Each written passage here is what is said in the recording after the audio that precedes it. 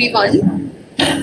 I, C.A. Shreya Gupta, Assistant Professor, Faculty of Commerce, Postmodern University, welcome each and everyone to this webinar on mindful learning, which is the part 1 of the 2 webinar series. First of all, I would like to introduce our guests. Dr. Asisi Menacharya. Dr. Menacharya serves as the Vice President at QMPG Industrial Certifications and Services. He has demonstrated excellence in multiple areas. His mantra is, love whatever you do and enjoy the process. He is excited about whatever he does. He was a top performing sales professional in India and one among the top 50 in the world, earning multiple international awards consecutively for 3 years from US and Europe. He has conducted more than 1,150 third-party audits in 25 plus sectors in the areas of quality, environment, food safety, health and safety, and social accountability that includes manufacture of nuclear-grade uranium. He is also a certified Lean Six Sigma Black Belt. He has conducted 97 third-party audits in the area of K-12, higher education, non-formal education, training and knowledge management in 3 countries. He also served as the Director of Hycon India Limited, Director and CEO of Horsch Remedies Limited, and Director Marketing of Zeba Lab Furnishing Private Limited. He has consulted and conducted trainings in more than 350 organizations during the past 18 years. He is an alumnus of IIM Ahmedabad for the full-time FDPM program, BSMED, Bharatiyar University and University of Madras.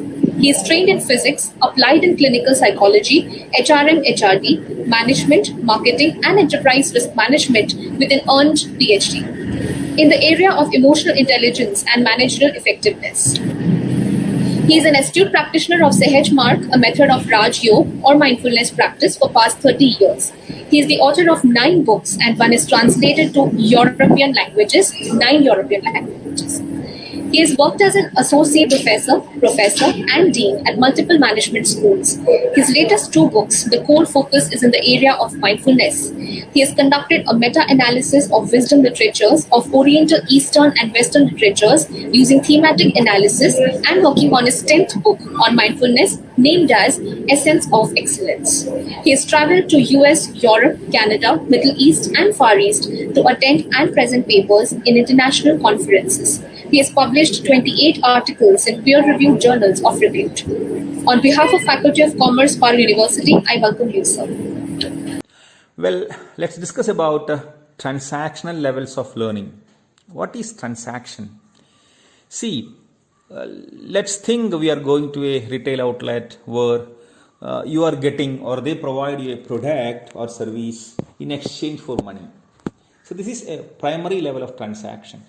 Similar to that, take the emotional level. You give love to your wife or your husband or your parent or your girlfriend, and she is also giving it back. So it's an exchange of give and take, whether love or acceptance or respect.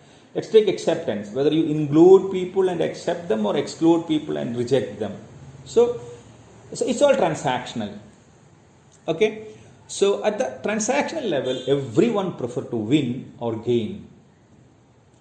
In education also, for the money one provide, especially when the self-financing colleges and universities came in, for the money one provide, a student want to gain something, perhaps a good grade, certification, a job, salary and livelihood and so on. Right? Am I right? Yeah. That's all perfectly okay. That all are common, that happens in the day-to-day life. Well, but what happens to that? At the transaction level, we may say, I want to gain, or I want more, or I want to win. But coming to higher education, the challenge here is, well, when I get more, I am more happy. Higher the gain, higher the happiness. Higher the loss, higher the grief. So for this, society has conditioned a learner to gain more, to compete, to be number 1 in the class or school or state or in the country. Well, you need to compete and you need to be topper in the class. Well, the first C. The second C is comparison. Your teacher or your parent unconsciously perhaps compare yourself with the other person, but you are a unique individual. So the comparison comes next. Then what will happen? Normally, the reciprocity is that you complain about the teacher, the students, your colleagues, or whoever, your peers, whoever learns with you. You again, complain the syllabus, again complain the teacher about the way of teaching, the methodology, the pedagogy, the evaluation schemes, everything you complain. The moment comparison comes, and you criticize other students' syllabus and teacher also. So, and you contend with others. So these are the 5 C's of scarcity mentality. Mind you, these 5 C's are being instilled right within you, right from the LKG or the first class you learn, and that is being happening at the unconscious level. So, who conditions you to compete? Okay, well, at the transactional level, learning is to gain a degree, a job, salary, and acceptance in the society. These are purely material. Here, for the fees I pay, I need a job and money. I want to be number 1 to get the best job.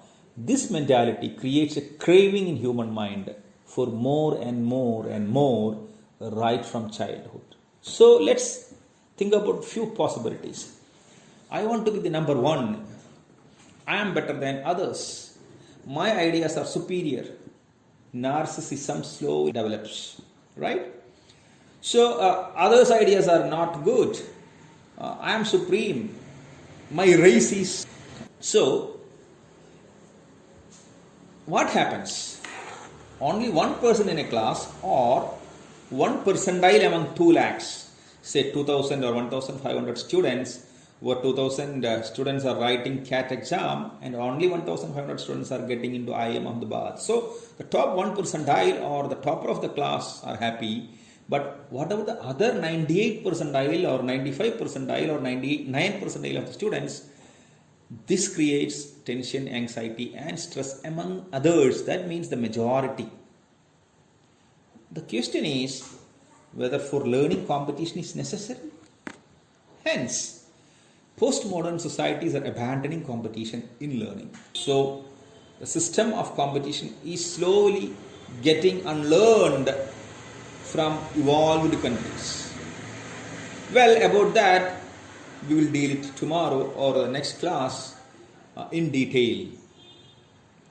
So, the conclusion is transactional levels of learning is more material in nature. It's give and take that are not absolute levels, or absoluteness is more into the existential levels of learning. Whenever there is transactional element, then we get into the judgment part of it, good or bad, right or wrong.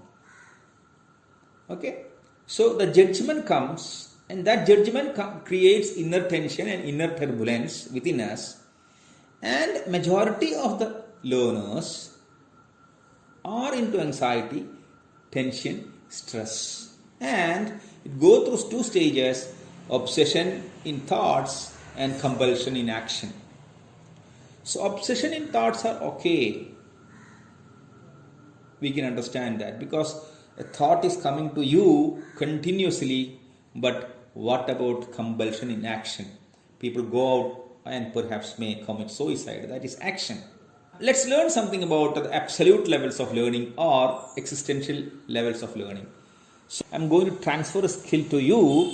My submission to all of you is to be aware in the now. We are going to learn what is existential levels through an experience.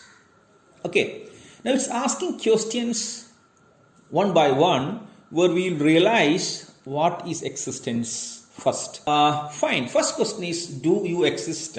Yes, I do. Now I live, I exist. How do I exist? Hey, come on, I exist now. I know that I'm living, I'm chatting to you, or I'm talking to you and you're listening to me. Now means I live in the now, just now. Will you exist next year or tomorrow? I don't know. Did you existed yesterday? Yes. But can you act in the last moment or yesterday now? Now, I mean now. No, I cannot. Now, you do exist in the now, but you can learn from yesterday for a better tomorrow. You can only act in the now, but you can learn from yesterday, but you can only act in the now. Now, right now, it means I live in the now, just now. Well, can you act tomorrow? No. Again, well, can you act yesterday? No. I can only act in the now. So, my experience, my action is in the now. My karma is in the now, where through this karma, through this action, I am rooted and connected with experience and existence. Because the next moment or tomorrow is my psychological reality. It comes from imagination. My past is, yesterday what has happened again is my memory. That are not existential realities, that are only psychological realities. But I exist in the now. Well, but you can do something for what has happened for yesterday, mind you. You may ask for forgiveness or forget and forgive and take correction and corrective action in the now. It means you can learn from yesterday and take correction and corrective action, right? You do agree with me. Fine. But you can only do that in the now, in this second. So experience can only happen in the now, neither yesterday, last moment, or tomorrow, or next moment. Hence, whenever you learn through experience connected in the now, you are going through existential learning that is absolute in nature. Please understand, any experience you cannot cut into two. It is whole and unique. Hence, whenever you learn through an experience connected in the now, you are going through existential learning. Now, skill building. Can you learn a concept or a theory by using experience? Yes. Psychologist has derived a method to learn. This is skill building session 4, 8th standard to a master level students, where during the exams they may ask you, majority of the domains they will check for your recall, comprehension and understanding, right? They will check whether you remember whatever you learned. So short-term and long-term memory, comprehension and understanding, concept formation also they will check. And after that, they will check whether you can synthesize data, analyze data, then whether you can critically think, creatively think, divergently think, arrive at a conclusion, solve a problem, and finally whether you can create something from your learning process, right? So, but your learning is almost 50 to 60 or 70 parties. Well, conceptual learning. How you can learn a concept by using activities. This is skill building session, and famous psychologist has derived a method for that. It's called as SQ3R. SQ3R method. It means survey, question, read, recite, and review. So, if you use this SQ3R method, you cut short your cognitive learning into 5 stages or 5 steps. First, you will open a paragraph, you survey it. You will identify the major, sub-themes. Then you will ask questions for yourself. Then you will go through, you will read it. Then again you recite it and you will review it.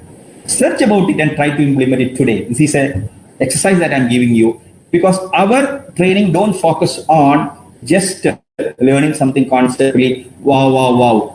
We prefer to learn some skills within you, so that the learning outcome is, okay, I attended this webinar. Fine. I spent 1 hour for that. I had an experiential learning. There is a change. A change has happened within me before and after learning. Wow, that is something great. And this is the experience. This is the aha learning. So we will discuss it tomorrow. So every day, this training program has been designed for 45 minutes, and 15 minutes we will interact with the participants. So I request Parallel University authorities to connect us to the Facebook Live, where we will answer the questions to them. And today we will conclude about it. And tomorrow we will speak about, recap. We will speak about this. We will recap. Then we will speak about SQR3. We will speak about existential learning, that will be continued. And we will speak about unlearning and relearning. Then we'll speak about experiential learning and behavioral learning, and insight and techniques for unlearning, and path towards excellence. That is what we are going to deal with tomorrow during the second session.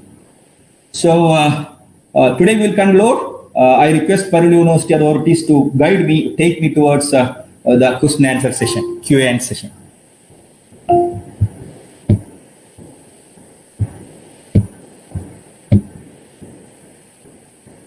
So I am stopping the presentation now. Can you connect me to the question and answer session, or what we can do? Sir, I have received your questions from the students. Yeah. One student is asking me that you are talking about mindful learning. So as you said that, we are always asked to race since the beginning, since the childhood, that you have to compete, you have to be the best. What do you think? Is there any fault in the education system, or how can we change it in a better way? Because it is the way the system is designed. We always applaud the students who scored very good marks, and we always applaud those students who are always in the limelight, teachers' favorites. But how it should be actually? Like, what is the role that teachers should play, and what is the mindset that students should have while they are studying? Well, so his question is very interesting, but it's very much thought-provoking, and I'm also thinking about it, for a long time as a social psychologist. Well, there are certain societies who has already understood it. Well, we call them as postmodern societies, or countries like Finland.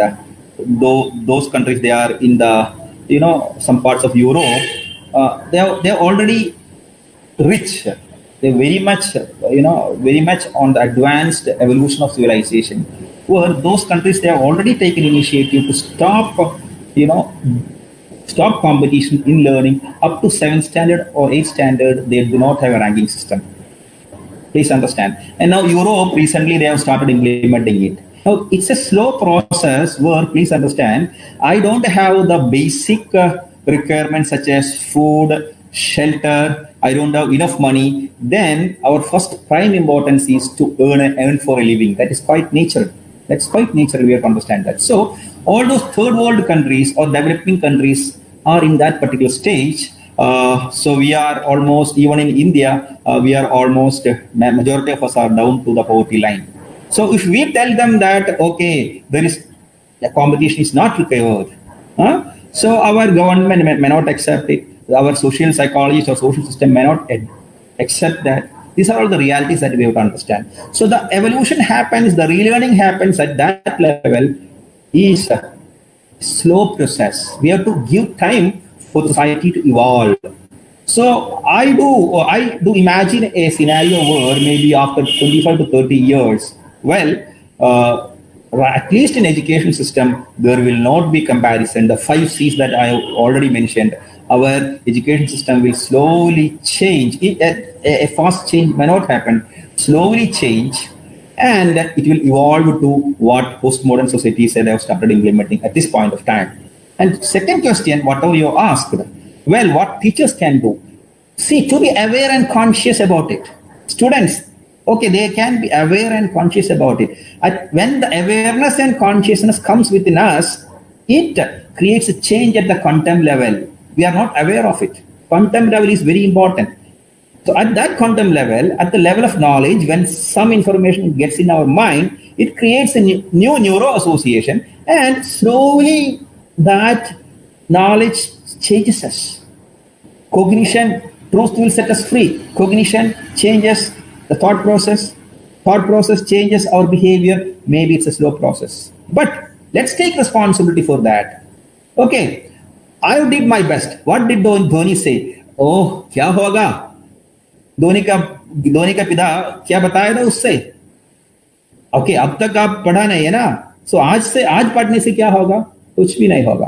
अब तक आप पढ़ा होता तो आज नहीं पढ़ने से कोई फर्क नहीं होगा. So enjoy the now, try our best. Okay, living the now, take care of your daily lessons, and focus on the now.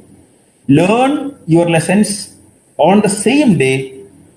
Apply SQR3 method and apply major activities for learning. Learn everything through activities, that is through experiences, so that after reading something for 15 minutes, you will not get bored. Your attention span, majority of the individual's attention span is limited to 21 minutes only.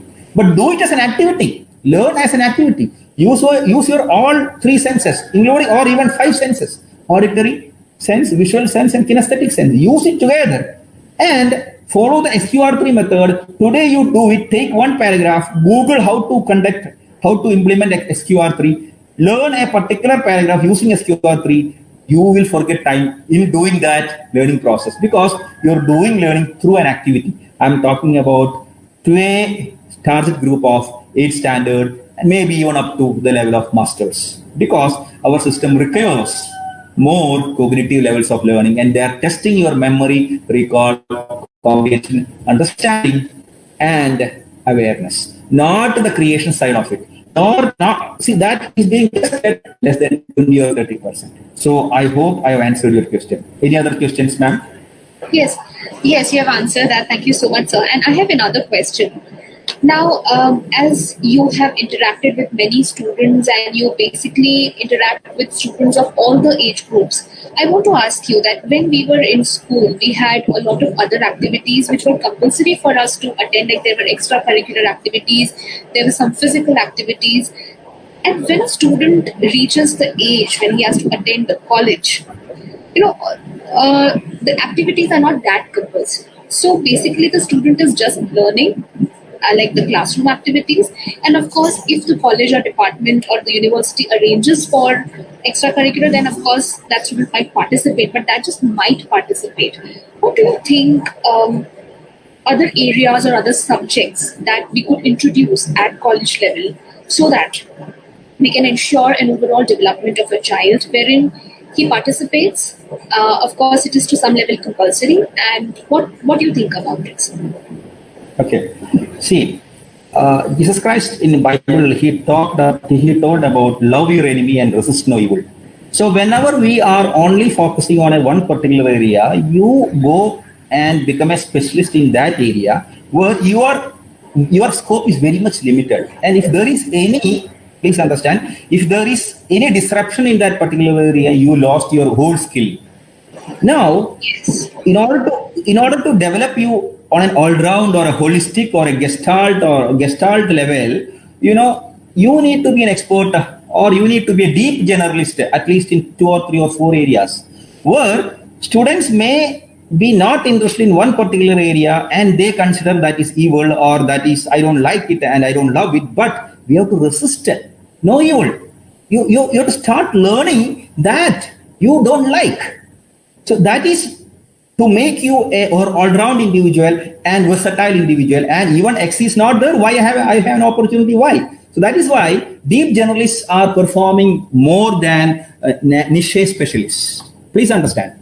So see, one thing that we need to inculcate in our curriculum could be, we need to teach them how to face failures and overcome failures, because whenever we face failures, we lost that is the end. And my wife, Dr. Giselle, is working on a new book, The 7 Spiritual Laws to Face Failures, because we have not trained our students to face failures, because we all consider that failure and success are two. That is only at the transactional level. At the absolute level, failure and success both are one, because observe a child, okay, how he learned to walk.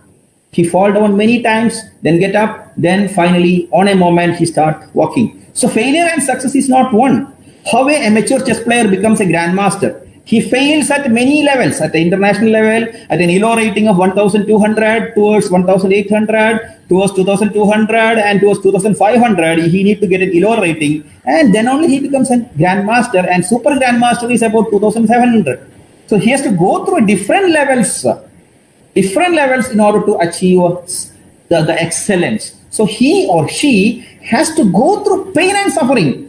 That we have to rephrase the word pain and suffering as opportunity to grow. So this we need to train our students, rather than telling a student that you are a lousy guy if you fail. Hey, come on, there is no difference between failure and success. Try again, get up, go ahead. So there is no end towards success, excellence, and also failure. In fact, both are one, not two. So in our Indian principle, we call it as Advaita. There is something called as Dvaita. We consider failure as Dvaita. I failed it, and success is I have gained. He's a nice guy, and he's a wonderful guy. I failed. Okay, I'm a lousy guy. So this is a self-image a student is gaining whenever he fails. No, please, my dear child, my dear learner, please understand. There is nothing called as success and failure. In fact, both are two sides of the coin. See, you keep a coin like this. There is tails on the one side and heads on the other side. Without tail, there is no existence for head. You cannot cut it into an experience into two. Please understand. It's a same side. It's the two sides of the same coin, success and failure, and it is unique and one. It is non-dual. It is gestalt. If this awareness come to us, and our parents will open up, our teachers will open up, where again Jesus Christ has told, okay, if a sheep is going out of the herd, okay, they will go back, take it forward and put it inside. They will take necessary correction and corrective action so that the failed learner will come back and join the winners group. And I'm sure we should teach them, students, to fail and come out and reach excellence towards the end of our life, and there is no end to it. That is why Dr. Carl Rogers told on becoming a person. So it is becoming, it's an unfolding process. So please understand, this is something that we need to add in our syllabus: how to face failures, how to overcome failures, and how to grow beyond limits. So this is the answer to your question. I think I have answered your questions on 2 dimensions. And if you need any more clarifications, you may. Yeah, thank you, sir. You have wonderfully answered the question. And we have many questions, but I think we can take them up later. And it was indeed an insightful session, sir.